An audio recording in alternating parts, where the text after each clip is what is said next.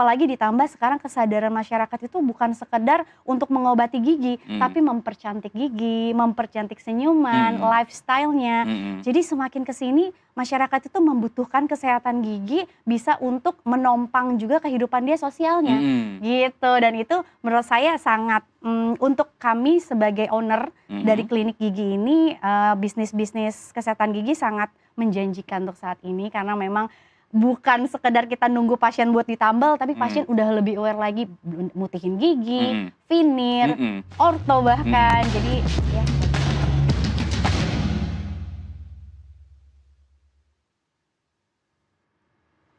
Ada kembali lagi di Nusantara Business Hour dan langsung saja kita jelang segmen Zona Cuan.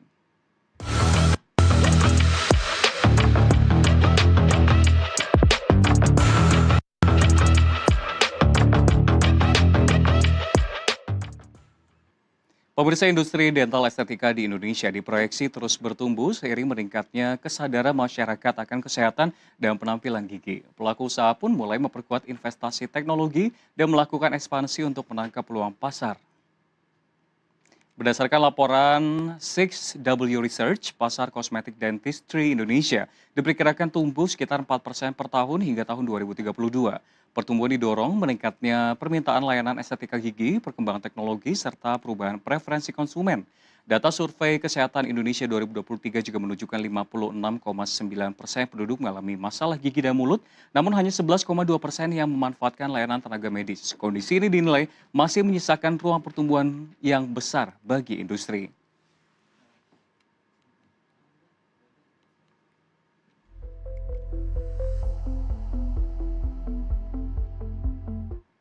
Pertumbuhan industri dental estetika tidak hanya mencerminkan perubahan gaya hidup masyarakat, namun juga membuka peluang baru bagi ekonomi kesehatan nasional. Lantas seberapa besar prospek industri ini di tengah persaingan dan perkembangan dari teknologi? Telah bergabung bersama kami Dr. Gigi Maisa Uswa, Estikoma, owner and founder Maisa Dental Clinic. Selamat sore, dokter. Sore. Terima kasih. Saya panggil Dok Mai tadi ya. Benar. Dok Mai. Biar lebih santai ya. Lebih santai, baik. Nah, yang menjadi pertanyaan sebetulnya ketika kita berbicara mengenai industri estetika gigi, dikatakan nih sebetulnya kalau tadi data sebelumnya tumbuh sangat pesat dalam beberapa tahun terakhir. Ada sejumlah treatment yang dihadirkan dan juga katanya kesadaran masyarakat akan kesehatan atau kecantikan soal gigi ini juga meningkat. Datanya di lapangan seperti apa, Dok? Iya, benar banget nih. Kalau saya sih menilai ya sepertinya dimulai dari zaman COVID nih Mas. Zaman COVID. Zaman COVID itu memulai kesadaran masyarakat lebih tinggi lagi. Karena di saat lagi COVID itu ternyata masyarakat baru terbuka tuh. Ternyata pintu utama masuknya penyakit itu dari mulut. Nah dari situlah saya rasa semakin kesini tuh masyarakat semakin aware banget sama kesehatan giginya. Karena semakin kesini mereka tersadarkan bahwa kesehatan gigi itu bukan lagi sekedar kalau dulu ya pasien datang itu dalam keadaan gigi yang sakit. Kalau bisa menjadi suatu hal yang paling dinanti nanti aja deh, minum obat dulu deh, tanya dulu deh tetangga apa dulu deh gitu. Nah sekarang itu banyak pasien datang untuk preventif, untuk pencegahan. Itu sangat menurut saya perbedaannya terlihat sekali dari tahun ke tahun. Jadi pasien tuh datang dalam keadaan mereka nggak begitu sakit, tapi mereka menjaga. Itu bagus sekali untuk zaman menurut saya udah menjadi lifestyle ya. Kebutuhan dari pasien, udah bukan lagi sekedar kalau sakit aja, tapi mereka sadar bahwa kesehatan gigi itu penting dan utama juga untuk kehidupan mereka. Gitu. Tapi kalau berbicara mengenai cuan, ini kan segmen zona cuan, dengan potensi-potensi tersebut, apakah industri di kecantikan atau kesehatan gigi ini masih menjanjikan saat ini? Tentu kan ada beragam sentimen kalau kita lihat kan, mulai dari daya beli masyarakat yang melemah. Namun ketika kita berbicara soal kesehatan itu sebetulnya suatu kewajiban, dan Anda mengatakan bahwa banyak yang datang ketika preventif ketimbang berobat. Bener banget. Kalau untuk segi cuan ya, karena kita ngomongin bisnisnya nih, untuk di klinik gigi ini apakah menjanjikan atau tidak semakin kesini ya, menurut saya sangat menjanjikan. Kenapa? Karena kalau boleh dibilang, satu-satunya penyakit yang tidak bisa diobati dengan obat adalah gigi. Sakit gigi itu mau gimana pun pasti butuh ke dokter gigi. Jadi memang apalagi ditambah sekarang kesadaran masyarakat itu bukan sekedar untuk mengobati gigi, tapi mempercantik gigi, mempercantik senyuman, lifestyle-nya. Jadi semakin kesini masyarakat itu membutuhkan kesehatan gigi bisa untuk menopang juga kehidupan dia sosialnya gitu. Dan itu menurut saya sangat untuk kami sebagai owner dari klinik gigi ini, bisnis-bisnis kesehatan gigi sangat menjanjikan untuk saat ini, karena memang bukan sekedar kita nunggu pasien buat ditambal, tapi pasien udah lebih aware lagi mutihin gigi, veneer, orto bahkan. Jadi ya bagus sekali sih menurut saya untuk saat ini malah. Ya baik, ini menarik sekali, sebetulnya saya ingin tanyakan di awal, tapi saya tahan-tahan dulu. Tadi Anda mengatakan bahwa saya ingin bertanya dari kacamata Anda sebagai owner dan juga founder dari Maesa Dental Clinic. Kalau dari jumlah pengunjung sendiri, lebih dominan mana ketika mereka datang? Untuk kesehatan, misalnya nambel gigi, membersihkan, scaling saja yang biasanya itu jadi suatu hal yang wajib sebelumnya, atau kecantikan sebetulnya? Dan mungkin Maesa sendiri seperti apa? Apakah treatment-treatment tersebut juga dihadirkan? Mulai dari braces, behel, lalu juga veneer direct indirect, belum lagi juga retainer dan lain-lain. Betul banget. Untuk saat ini memang Maesa Dental menerima semua perawatan. Namun cenderung kemana sih saat ini masyarakat itu banyak ya, beda-beda. Banyak karena masyarakat itu terbagi berbagai golongan. Golongan itu dalam arti ada yang memikirkan kesehatan gigi, yang penting giginya sehat bisa dipakai makan. Ada juga yang sangat membutuhkan untuk kehidupan sosialnya atau pekerjaannya bahkan. Pekerjaan yang membutuhkan gigi yang putih, bersih. Karena seperti Mas kan kalau ngobrol pasti giginya pengen rapi, ya kan pakai orto ya. Pengen rapi giginya. Karena memang kondisi gigi yang sehat itu atau gigi yang putih, bersih, itu akan membuat kepercayaan diri meningkat.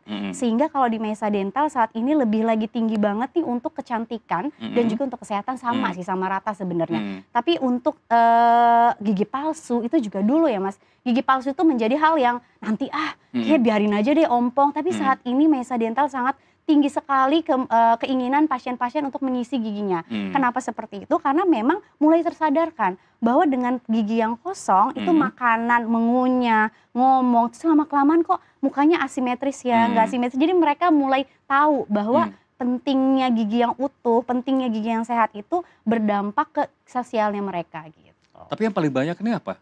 Soal kesehatan atau kecantikan? Sebenarnya saat ini lebih ke kesehatan, bisa dibilang hampir sama ya Mas. Tapi kalau kami tuh di Maesa Dental tuh lebih banyak untuk kesehatannya di gigi palsu, kecantikannya di veneer. Oke, banyak juga ternyata veneer yang datang. Banyak. Ketika berbicara mengenai kalangan, ini kan mungkin tadi kalau otak tradisional berpikirnya kan pasang gigi palsu hanya untuk orang tua saja, baby boomer. Tapi kalau secara menyeluruh pengunjung, lebih banyak kalangan mana sebetulnya yang akhirnya aware kesehatan gigi dan kecantikan juga sangat dibutuhkan saat ini? Sebenarnya Mas, kayaknya kalau kalangan itu kalau untuk Maesa Dental itu memang hampir mencakup keseluruhan. Semuanya bisa, karena kami juga menghadirkan perawatan yang maksimal dengan skill dokter yang optimal, dengan skill dokter yang sangat bagus, dengan kualitas dan juga biaya yang terjangkau. Jadi memang semua kalangan sebenarnya bisa dimasuk. Cuma memang kembali lagi setiap kalangan itu punya prioritas masing-masing ya untuk kesehatannya ya. Ada yang prioritasnya memang untuk senyuman yang cantik, yang bersih, ada prioritas juga untuk kesehatan. Karena memang saat ini industri kesehatan juga sedang banyak sekali beraneka ragam ya. Ada yang murah, ada yang menengah, ada yang mahal, dan masyarakat pun bisa memilih sesuai dengan kebutuhannya. Namun kalau untuk di Maesa Dental memang kualitas itu jadi nomor satu. Jadi bisa dibilang kualitas kita tinggi, skill kita, dokter kita bagus, ya pasti hasilnya juga memuaskan. Gitu. Baik, menarik sekali. Saya akan tanya nantinya pemirsa usai jeda terkait dengan strategi apa tadi sekali lagi yang membedakan antara Maesa Dental Clinic dibandingkan dengan brand-brand atau klinik-klinik lain. Namun tetaplah bersama kami karena kami akan segera kembali.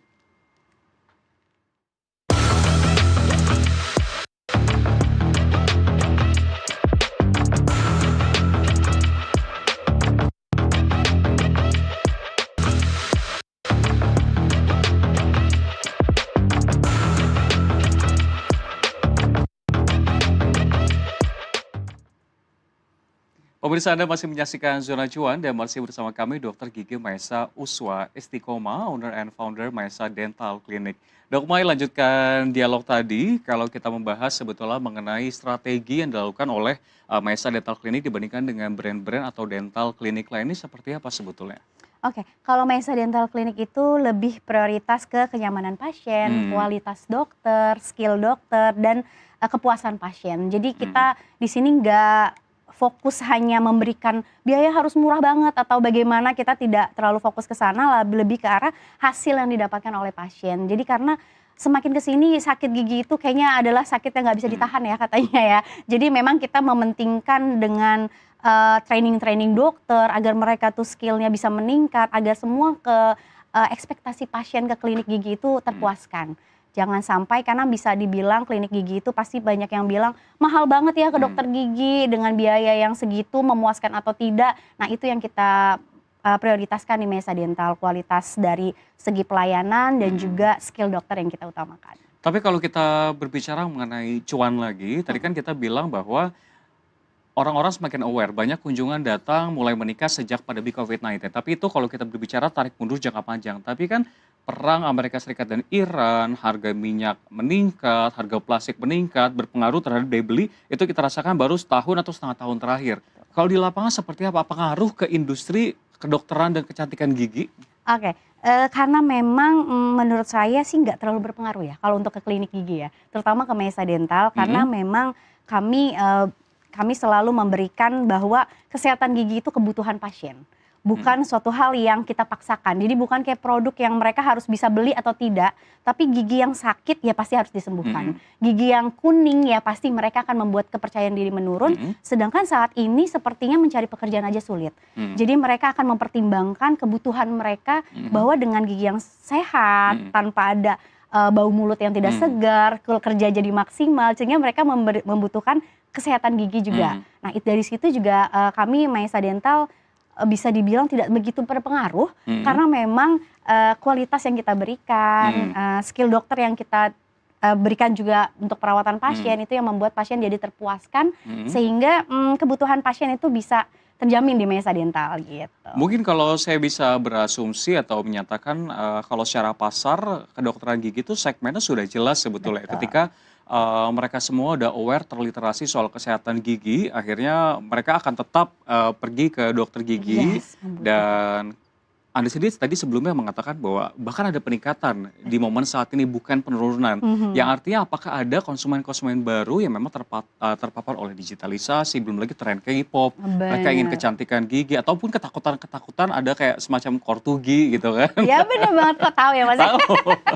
Benar banget Mas. Jadi memang makanya kenapa kesadaran pasien itu sekarang meningkat drastis, karena media sosial dengan mudahnya mereka mendapatkan informasi. Dan Mesa Dental ini juga, saya sendiri Dokter Maesa itu sangat konsisten untuk memberikan edukasi pasien bahwa kesehatan gigi itu adalah investasi jangka panjang mereka. Dan juga banyak ya pasien-pasien sekarang itu meng-share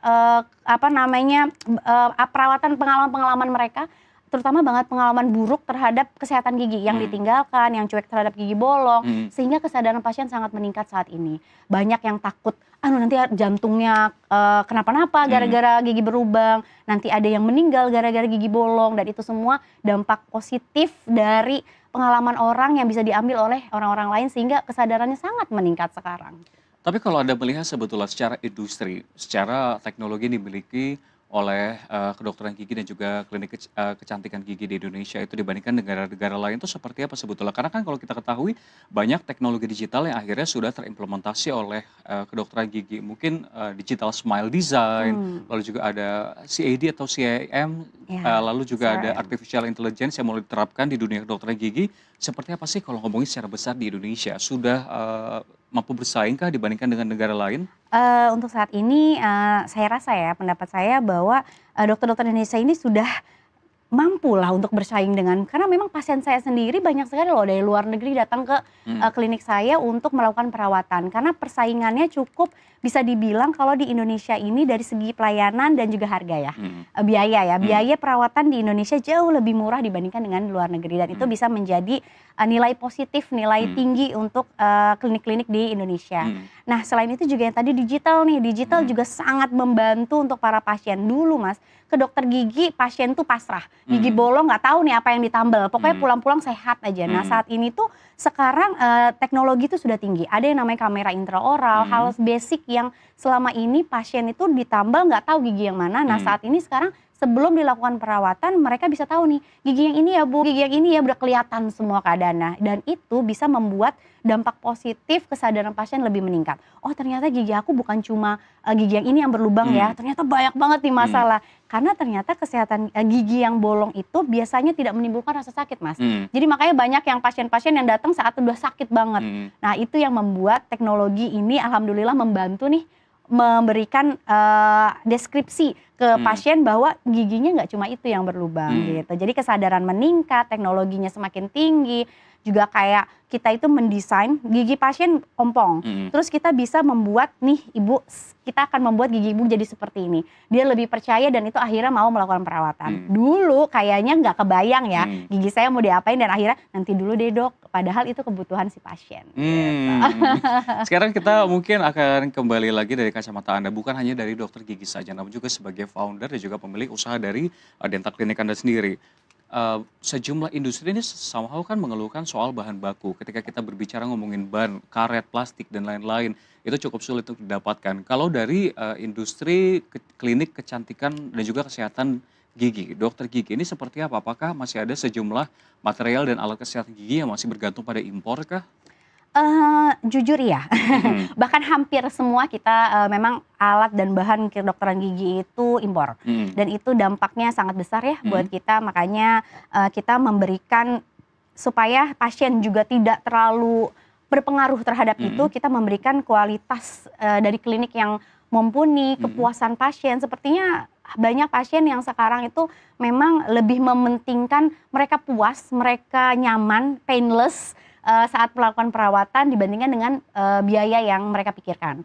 Dan syukurnya ada di situ. Jadi memang saat ini masyarakat sudah mulai mementingkan itu dibandingkan dengan biaya. Tapi untuk kami sebagai ownernya memang sangat cukup terganggu dengan harga-harga yang saat ini meningkat drastis. Karena kita kan pembuatan gigi palsu itu semua dari lab. Bahan-bahannya itu semua dari impor. Jadi memang sangat berpengaruh, tapi saya yakin dan saya sendiri akan menguatkan supaya pasien juga tidak terlalu terganggu dengan itu gitu. Jalan keluarnya seperti apa saat ini? Karena kan kalau sejumlah pengusaha lain mengatakan bahwa akhirnya marginnya ini dipersempit atau mereka nggak bisa dapat untungan lebih besar, namun ada juga yang akhirnya nggak bisa mencari jalan lain selain meningkatkan harga yang ada di konsumen. Yes, jalan keluarnya saya lebih ke training untuk dokter-dokter supaya dokter itu efektif dalam melakukan tindakan. Jadi banyak kalau dalam kedokteran ya kita nambel, kalau dokter skillnya bagus itu sekali nambel bagus. Tapi ada yang membutuhkan bahan tambal yang banyak karena kita gagal terus.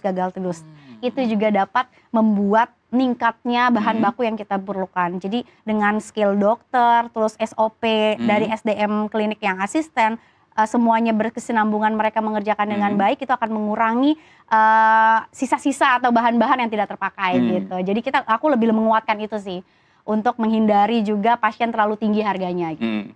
Nah, kalau melihat potensi dari Indonesia jangka panjangnya seperti apa? Anggaplah mungkin dalam waktu dekat daya beli mulai kembali menguat atau mungkin juga peperangan juga akhirnya menunjukkan tanda-tanda akan segera usai sehingga Selat Hormuz ini tidak ditutup lagi. Ya artinya kan rupiah juga mungkin akan kembali menguat terhadap dolar Amerika Serikat. Ada visi-visi lainkah dari klinik Anda sendiri mungkin akan ekspansi? Yes. Jadi kalau menurut saya klinik-klinik di Indonesia ini harusnya bisa saling menguatkan ya, karena memang sebenarnya semua itu bisa terjaga dengan kita menjaga kualitas, yaitu kualitas dari klinik kita sendiri. Karena kalau untuk bersaing dengan dunia luar kayak udah siap banget deh untuk Indonesia tuh, karena dokternya jago-jago banget mas. Serius? Skillnya tuh bagus-bagus banget loh, nggak kalah loh sama dokter-dokter lain. Dan pasien tuh sekarang bisa melihat kenapa, karena banyak dokter yang sudah memberikan gambaran-gambaran pekerjaan mereka di sosial media mas. Jadi kayak memperlihatkan nih before after pekerjaan, dan itu membuat pasien tuh jadi kelihatan, oh nih dokter jago ya, oh nih klinik bagus ya. Itu semua itu menimbulkan, makanya banyak dari luar negeri, karena kan sosial media itu bisa kemana aja ya mas ya, bisa seluruh dunia bisa melihat gitu kan. Nah itu juga menjadi dampak positif, karena di luar negeri juga pasien-pasien bisa melihat, oh kerjanya dokter-dokter di Indonesia ini bagus ya. Nah itu sebenarnya dokter-dokter Indonesia itu sudah sangat siap, namun memang kita klinik harus memperkuat dari segi pelayanan, konsisten terhadap SOP dan lain-lain itu gitu. Tadi Anda mengatakan bahwa sebetulnya tenaga medis atau dokter, khusus mungkin dokter gigi Indonesia ini mampu bersaing dengan luar negeri. Tapi kalau kita berbicara mengenai Indonesia sebagai medical tourism. Kan banyak yang bilang kalau misalkan mau operasi jantung atau cek kesehatan jantung Betul. harus ke Malaysia, ke Singapura. Di Indonesia sendiri mungkin medical tourism yang lagi dikembangkan adalah soal stem cell dan lain-lain. Anda berpikir bahwa Indonesia ini mampu bisa menjadi medical tourism untuk kesehatan gigi, dental? Betul. Bisa banget Mas, bisa banget. Cuma memang konsisten dari para owner-owner klinik gigi ini yang harus ditekankan untuk pelayanannya. Karena di Indonesia ini bisa banget kita jadiin tourism. Karena kesehatan gigi kan saat kita bikin gigi gitu ya, itu kan butuh waktu. Sambil mengisinya bisa kita bantu untuk wisata-wisata di sekitarnya, tapi juga kita menguatkan skill dokternya agar pasien-pasien itu bisa terpuaskan dengan hasilnya. Jadi menurut saya saat ini mungkin kedepannya harapan saya Indonesia bisa sih jadi dental tourism karena nggak kalah kok dengan skill-skill dokter, terutama di Maesa Dental ya. Saya punya 36 dokter Mas. Oh ya? Ya 36 dokter ini yang masing-masing punya skill yang tinggi-tinggi sekali yang saya rasa insya Allah bisa memuaskan semua perawatan yang dibutuhkan oleh pasien.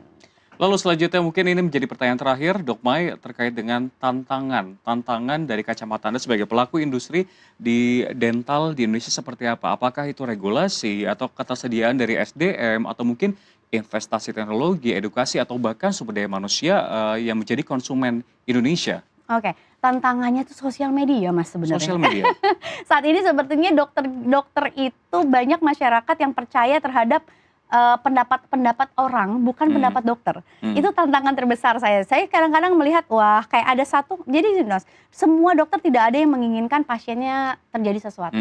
Dan banyak yang kadang-kali ada 1-2 hal kasus yang berbeda-beda setiap orang. Sedangkan banyak masyarakat atau orang awam melihat digeneralisir, disamain semua nih. Jadi melihat pendapat orang di sosial media dan akhirnya mereka langsung kayak, oh kalau cabut gigi itu bisa menimbulkan ini, kalau cabut gigi itu bisa menimbulkan bahaya, jadi akhirnya mereka menghindari cabut gigi. Padahal itu semua hoax atau itu semua tidak benar. Nah tantangan terbesarnya ada sosial media sih untuk kami dari dokter gigi dan juga sebenarnya SDM juga sangat berpengaruh sih. SDM-nya itu adalah kayak perawat gigi yang dibutuhkan yang bagus, itu semua juga kecil sekali kami memiliki. Karena kan dokter gigi itu harus memiliki perawat gigi. Nah perawat gigi juga tidak banyak sekarang, terus juga dokter gigi juga kalau dihubungkan dengan kebutuhan se-Indonesia kayak dokter gigi masih kurang deh Mas. Masih kurang.